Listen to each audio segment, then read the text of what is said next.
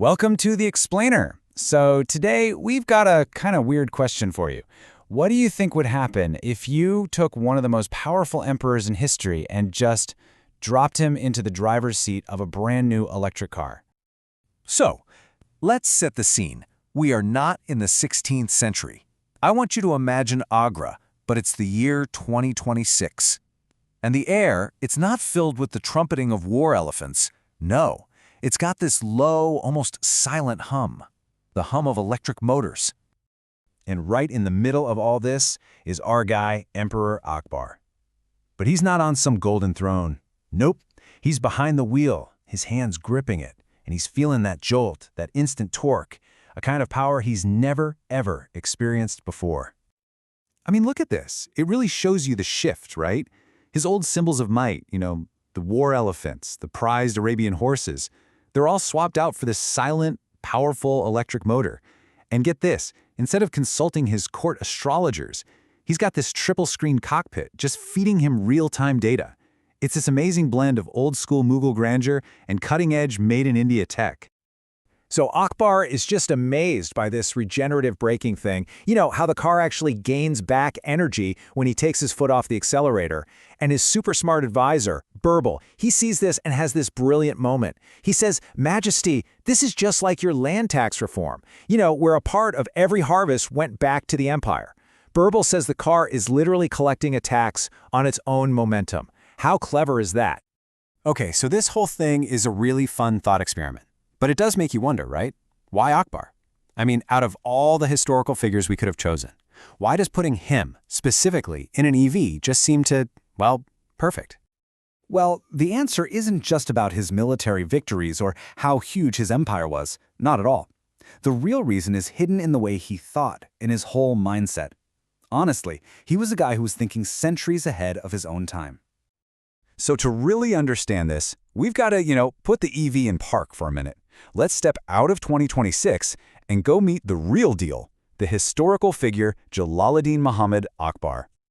And what a life he had. It was a total whirlwind. I mean, he was born while his father was in exile. He becomes emperor when he's just a teenager, only 13. And then, through sheer military brilliance and political savvy, he takes this broken-up kingdom and forges it into one of the planet's most powerful empires. Just incredible. Okay, but here's a fact that might surprise you. Akbar was actually illiterate. He never learned to read or write his entire life. But, and this is the amazing part, that didn't hold him back one bit. If anything, it seems like it made him more curious. He just surrounded himself with the smartest people he could find, thinkers, artists, poets, and he'd just listen and learn through these epic debates. So you see, he was so much more than just a warrior. He was a brilliant administrator. He built this efficient, centralized government. He standardized things like currency and weights to make trade easier. And maybe most importantly, he was a huge advocate for religious tolerance. He even got rid of the jizya tax, which was a tax specifically on non-Muslims. He got it. He understood that his empire's greatest strength was its unity. And this drive for unity went so deep, he even tried to create a whole new religion. It was called Din-e-Ilahi, the religion of God. And the idea was to take the best parts of all the different faiths in his empire, Islam, Hinduism, you name it, and merge them. I mean, think about how radical that was for the 16th century. He was trying to find a common ground for everyone. Okay, so that's the history lesson. But how does this all circle back to Akbar driving that electric car? Well, let's connect those dots right now. The parallels are actually kind of stunning when you lay them out. Think about it. Akbar's whole deal was bringing things together, right? He unified different cultures. The EV brings together history and technology. He got rid of a tax to make things more equal. The EV stands for this idea of clean, zero-emission energy for everybody. He was a huge supporter of local craft and skill, and this car is a shining example of made-in-India ingenuity. It just fits.